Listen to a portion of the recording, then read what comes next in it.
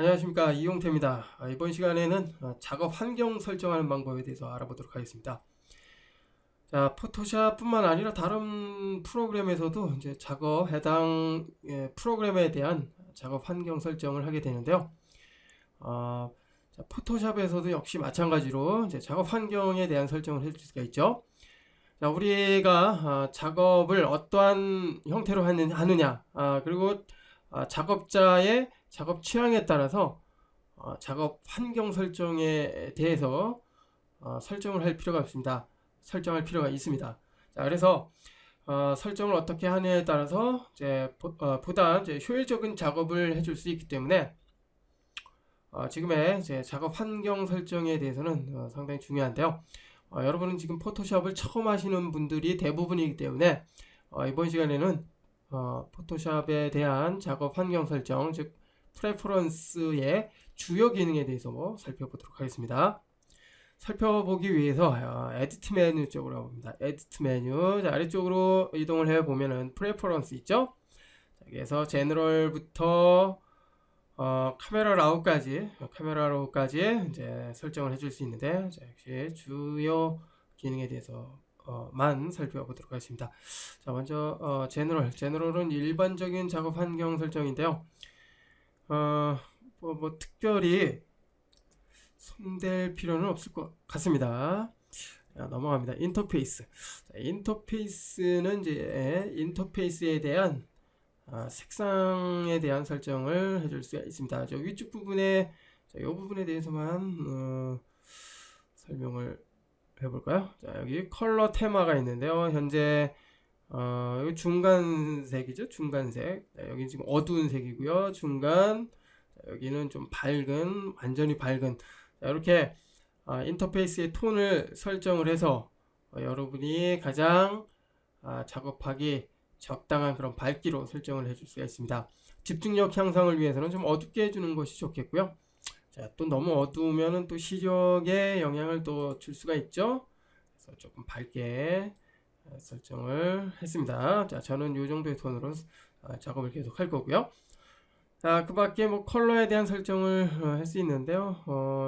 이 부분은 그냥 넘어가고요. 자, 아래쪽 텍스트는 이제 사용이 되는 언어입니다. 언어. 현재 저는 이제 영문 모드로 프로그램을 설치했기 때문에 이제 영어 모드로 되어 있습니다. 영문 모드로 되어 있고요. 한글 모드로 설치가 되어 있다면, 자, UI 랭귀지는 이제 한글로 되어 있겠죠. 자, 그러면 메뉴 자체도 모두 한글로 표현이 됩니다. 자, 영문과 한글을 모두 설치를 했다면 여기에서 이제 바꿔가면서 사용을 해줄 수가 있겠죠. 자, 인터페이스에 대해서 살펴봤고요. 이번에는 싱크 세팅은 넘어가고요. 자, 파일 핸들링. 자, 파일 핸들링에서는 이제 작업한 파일을 저장할 때 미리 보기 속성을 사용할 것인지에 대한 설정이 중요하고요. 그 다음에 아래쪽에 있는 리센트 파일 리스트가 있는데 요거 잠시 후에 살펴봅니다. 자, 파일 세이빙 옵션 쪽에 이미지 프리뷰가 있습니다. 우리가 자, 포토샵을 통해서 어떤 작업을 하고요. 작업한 내용을 이제 파일로 만들어 놓겠죠. 파일을 만들 때 프리뷰 기능을 사용하지 않는다면 지금처럼 이러한 이제 폴더를 통해서 이제 이미지의 미리 보기를 이제 할 수가 없습니다. 자, 어떤 파일인지 알 수가 없겠죠. 자, 그래서 파일을 만들 때는 미리 보기 속성을 대부분 포함시킵니다. 그래서 지금 always save로 설정이 되어 있는 상태고요. never save를 한다면 미리 보기 기능은 이제 존재하지 않습니다. 자, 일반적으로는 미리 보기 속성을 사용하기 때문에 always save를 당연히 사용을 해줘야 되겠고요. 때에 따라서는 필요 없을 수도 있을 때 그때는 never save, 자, 이 기능을 이용을 해주면 되겠죠. 자, 그리고 아래로 내려와서 오토매티컬 세이브 기능이 있습니다. 자, 이것은 이제 작업할 때 자동으로 작업한 내용을 저장할 수 있게 해주는 그런 기능인데요. 자, 일반적으로 컨트롤 S 키를 눌러서 저장을 하게 됩니다. 사용자가 직접 작업을 하는 중간중간에 저장을 하게 되는데 자칫 작업에 집중하다 보면은 저장하는 것을 잃어버릴 경우가 있습니다. 까먹을 경우가 있습니다. 그럴 때 자칫 작업한 내용이 날아가 버리는, 잃어버리는 그런 경우가 발생이 되겠죠. 자, 그러한 문제를 미연에 방지하기 위해서 지금의 이제 오토 세이브 기능, 오토 자동 저장 기능을 이용을 해줄 수가 있는데, 체크를 해주면 사용한다는 것이고요. 자, 그 다음에 저장이 되는 간격은 자, 여기에서 설정을 해줄 수가 있습니다. 자, 5분부터 뭐 1시간까지 다양한 간격을 이용을 해줄 수가 있겠고요. 자, 그리고 아래로 내려옵니다. 여긴 recent 파일은 지금까지 작업했던 작업 목록에 대한 개수를 설정을 해줄 수가 있습니다. 자, 현재 20개로 되어 있는데 뭐 특별히 뭐 많이 할 필요는 없겠고요. 자, 파일 메뉴 쪽으로 가보면은 이제 자, 여기 오픈 리센트라는 메뉴가 있습니다. 여기에 이제 지금까지 작업한 목록이 쭉 나타나는데요. 자, 지금의 이 목록을 통해서 이전에 작업했던 그 파일을 쉽게 선택을 해서 실행을 해줄 수가 있겠죠. 거기에 사용되는 목록 적당하게 설정을 해주면 되겠고요. 자, 계속해서 이제 퍼포먼스 쪽으로 가봅니다. 자, 퍼포먼스는 이제 작업에 사용되는 메모리에 대한 설정 해줄 수가 있습니다. 자, 메모리 유저지 쪽으로 가보면은 포토샵에서 사용이 되는 이제 램에 대한 사용 양을 설정을 해줄 수가 있습니다. 포토샵만 사용할 경우에는 메모리의 양을 증가를 해서 현재 컴퓨터에 사용할 수 있는 메모리의 양을 충분히 확보를 해놓고 작업을 해주는 것이 훨씬 원활한 작업을 해줄 수 있겠죠. 자, 그런데 여러 개의 프로그램을 동시에 열어놓고 작업할 경우엔 사용할 수 있는 그 메모리의 양을 서로 이제 알맞게 분배를 해서 사용을 하는 것이 당연히 필요한데요. 자, 여하튼 포토샵에서 사용이 되는 메모리의 양을 여기서 적절하게 설정을 해줄 수 있다는 거 알 수가 있고요. 자, 그리고 우측에 보면 히스토리 앤 캐시가 있습니다. 메모리로 대체할 수 없는 그러한 용량을 이제 하드디스크를 통해서 대체할 수가 있는데요. 대신해서 사용할 수 있는데요. 자, 그것에 대한 설정, 캐시 타일 사이즈죠. 자, 여기서 통해서 이제 설정을 해줄 수가 있고요. 자, 그 다음에 히스토리 레벨, 히스토리 스테이트라고 되어 있죠. 작업한 내용이 그대로 이제 보존이 되어 있는, 기록이 되어 있는 그 히스토리의 개수를 이제 설정을 해줄 수가 있습니다. 현재 20개로 설정이 되어 있고요. 자, 그 밖에 원하는 수치 슬라이더 혹은 직접 원하는 개수만큼 입력을 해줄 수가 있습니다. 자, 우리가 작업을 하다 보면은 작업 이전으로 되돌아가야 되는 경우가 있습니다. 작업이 잘못됐거나 아니면 이전 작업 과정과 지금 작업 구간에 대한 비교를 하기 위해서 이전으로 되돌아가야 되는 경우가 있는데요. 자, 일단 캔슬하고 나옵니다. 자, 여기 빈 곳을 더블 클릭해서 아무 파일이나 하나 불러오죠. 자, 여러분이 원하는 파일 아무거나 이제 불러와서 사용을 해 보시기 바랍니다. 자, 현재 그리드가 지금 켜져 있는 상태인데요. 뷰에 쇼 그리드를 꺼 놓습니다. 자, 여러분은 이제 이처럼 적용이 되겠죠. 자, 지금의 요 상태에서 이제 작업을 막 해봅니다. 뭐 작업은 뭐 특별한 거 없죠. 뭐 크기를 조절을 하거나 엔터. 그 다음에 뭐 특정 영역을 선택을 해서 딜리트 키. 여기서는 그냥 색상을 한번 칠해볼까요? 자, Alt 딜리트 키 눌러서 뭐 이러한 작업을 막 했습니다. 자, 이러한 작업하는 과정은 히스토리를 통해서 그대로 이제 보존을 하고 있는데요. 물론 컨트롤 Z 언두를 사용해서 이전 단계로 되돌아갈 수 있습니다. 그렇지만 포토샵에서 언두는 한 번밖에 안 됩니다. 다시 컨트롤 Z 키를 누르면 다시 원래 상태로 되돌아옵니다. 자, 그래서 우리가 히스토리를 사용을 하게 되는데요. 히스토리 여기 있죠. 또 윈도우에 히스토리를 찾아서 어디 있나요? 히스토리 찾아서 선택을 해주면 히스토리가 이렇게 이제 열리게 됩니다. 자, 히스토리에 사용이 되는 이 목록은 지금 여기서 우리가 확인을 하고 선택을 해줄 수 있는데요. 자, 이전 구간으로 되돌아갑니다. 오픈 당시로 이동을 해주면 클릭. 자, 그러면 최초로 열었을 때 그쪽으로 되돌아오고요. 자, 크롭으로 가면 자, 크롭 단계로 되돌아가죠. 자, 그리고 여기 이제 선택 구간인데요. 선택 구간으로 되돌아갑니다. 이처럼 히스토리를 사용을 하면 원하는 작업 구간으로 쉽게 이동을 해줄 수가 있습니다. 자, 이때 사용이 되는 히스토리 목록이죠. 이 목록의 개수를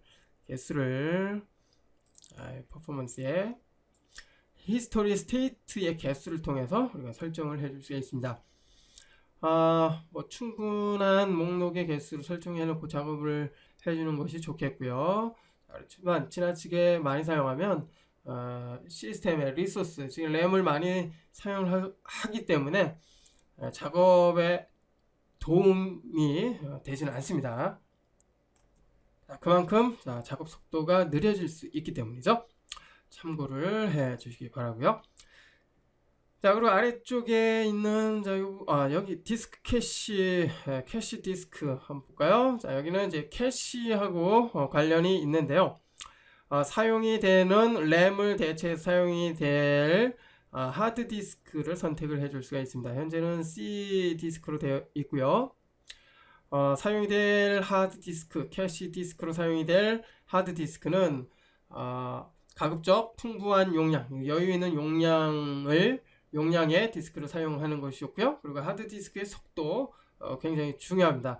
저는 지금 C 드라이브를 SSD 디스크를 사용하고 있기 때문에 램을 대체하기에 충분한 그런 하드 디스크죠. 자, 여러분도 보다 원활한 작업을 하기 위해서는 일반적인 하드 디스크보다는 SSD 하드 디스크를 이용을 해 주시는 것이 좋겠고요.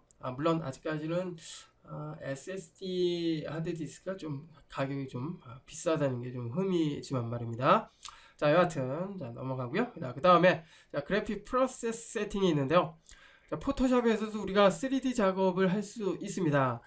물론 뭐 시네마 4D와 뭐 맥스 마야와 같은 그런 전문적인 3D 작업을 할 수 없지만 간단한 도형이나 오브젝트 그리고 글자와 같은 그런 작업은 포토샵에서 충분히 활용이 가능한데요. 3D 작업을 하기 위해서는 이제 그래픽 엔진을 사용을 하는 것이 좋습니다. 그래픽 엔진은 현재 제가 사용하는 하드 컴퓨터에서는 지금 지포스 GTX 760을 사용하고 있는데요.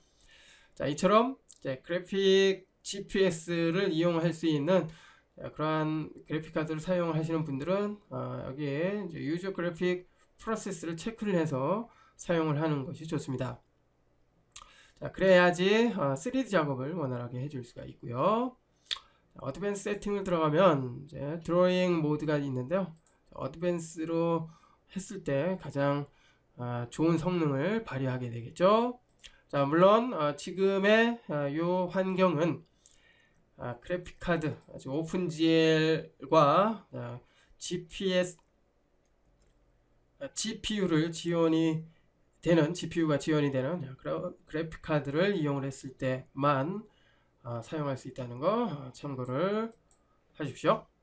자, 뭐 요즘 그래픽 카드는 성능이 좋기 때문에 대부분 이제 포토샵에서 3D 작업을 할 수 있는 그러한 기능을 가지고 있습니다.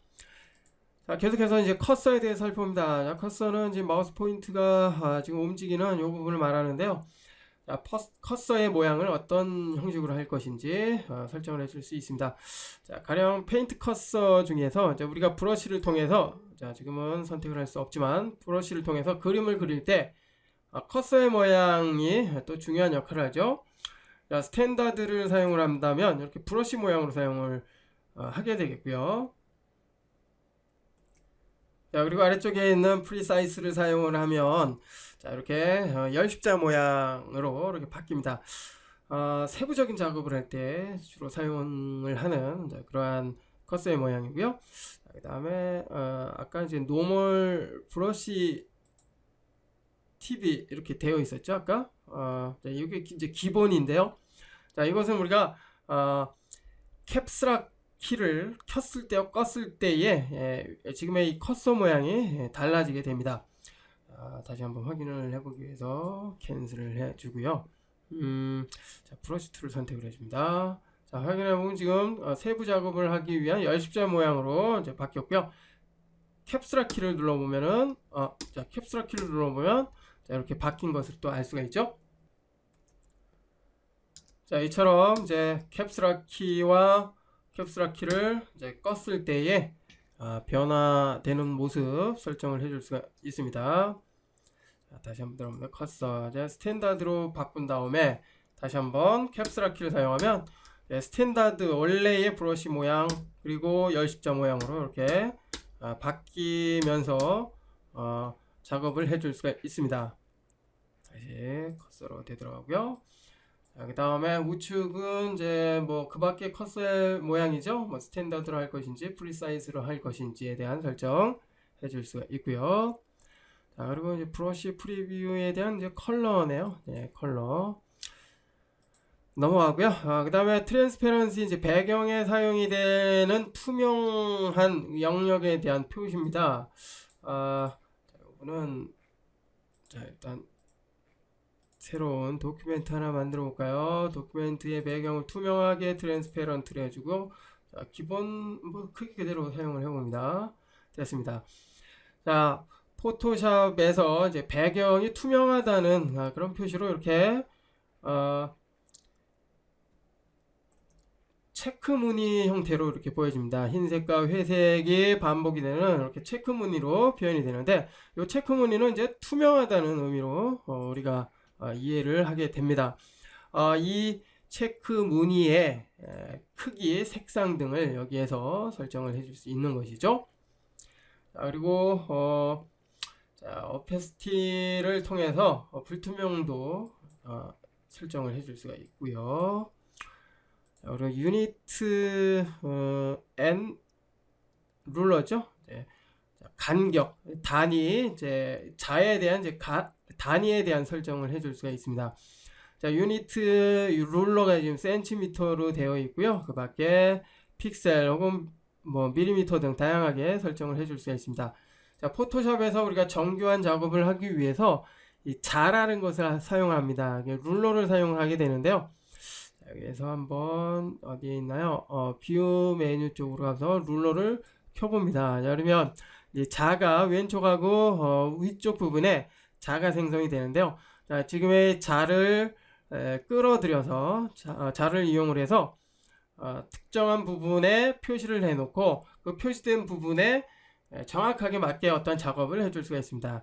자, 좌우에서 클릭 드래그 해보면 이렇게 가이드라인이 생겨납니다. 클릭 드래그. 자, 그러면 가이드라인이 생겨나는데 자, 생겨난 이 가이드라인을 기준으로 해서 어떠한 작업을 정확하게 맞춰줄 수 있다는 것이죠. 자, 지금 사용이 되는 요 즉 룰러에 대한 간격을 자, 여기에서 유니티 앤 룰러에서 설정을 해줄 수 있다라는 것입니다. 자, 현재는 센티미터로 되어 있고요. 뭐 그 밖에 뭐 픽셀 혹은 밀리미터 등으로 설정을 해서 사용을 해줄 수 있습니다. 참고를 해주시고요. 자, 그 다음에 아래쪽에 가이드, 그리드, 앤 그 다음에 슬라이스라는 게 있는데 여기에서는 자, 지금의 요 가이드라인이나 뭐 그리드 있죠. 이러한 표시에 대한 색상 등을 설정을 해줄 수가 있습니다. 자, 현재 가이드가 시안으로 되어 있죠. 시안, 뭐 사이언이라고도 하고요. 그 다음에 뭐 그 밖에 스마트 가이드, 그 다음에 그리드. 자, 현재는 뭐 그리드가 열려 있는 상태는 아닌데요. 자, 여기서 다시 한번 뷰에 쇼 그리드를 열어봅니다. 그리드. 자, 그러면 이제 모는 종이와 같은 그리드가 나타났습니다. 역시 그리드의 이 눈금은 정교한 작업을 위해 사용이 되는 그런 용도로 사용이 되고요. 자, 여기에서 색깔 등을 또 설정을 해줄 수가 있습니다. 저 그리드의 컬러가 회색으로 되어 있기 때문에 회색으로 표현이 되고요. 여기서 원하는 색깔이 있다면 작업 상황에 맞게 적절하게 이용을 해주면 됩니다. 자, 플러그인은 이제 플러그인에 대한 설정인데 넘어가고요. 자, 타입으로 합니다. 타입은 이제 글자에 대한 설정을 해줄 수 있는 그러한 항목인데요. 자, 여기에서는 이 부분이죠. Show font name in English. 글꼴의 이름을 영문으로 할 것인지 아니면 뭐 한글 이름일 경우에는 한글로 그대로 사용할 것인지에 대한 설정을 해줄 수가 있습니다. 현재 영문 모드, 영문 포토샵에서는 Show font name English가 체크된 상태일 것이고요. 한글로 설치를 하신 분들은 이게 해제가 됐을 것입니다. 자, 여하튼 글꼴의 이름을 영문으로 하고자 한다면 지금의 Show font name in English를 체크를 해주면 되겠고요. 한글 이름의 글자일 경우에 한글을 그대로 사용을 하겠다라고 한다면 지금의 요 옵션을 해제를 해주면 됩니다. 자, 그리고 자, 3D. 자, 3D로 가보면 3D. 자, 3D로 가보면 이제 3D 작업에 대한 설정을 해줄 수가 있는데요. 일반적으로는 기본값을 사용을 하지만 3D 작업 특성상 일반적인 평면의 이미지 작업보다는 굉장히 좀 시스템의 리소스 즉 램을 이제 많이 사용을 하거나 그래픽 카드의 역할이 중요합니다. 그래서 작업 속도가 상당히 더 느려질 경우가 있고요. 자, 3D의 그 질감을 제대로 표현을 하지 못할 경우도 있습니다. 자, 그럴 경우에 여기에 있는 옵션들을 설정해 가면서 작업에 맞게 적당하게 이제 설정을 해주면 되겠고요. 자, 여기에서는 이제 레이 트레이서가 중요하죠. 레이 트레이서는 실제 3D의 질감을 정교하게 제대로 표현을 해주기 위해서 중요한 역할을 해줍니다. 자, 여기에서는 이제 퀄리티, 즉 품질에 대한 설정을 가급적 좀 높게 해 놓는 것이 중요하고요.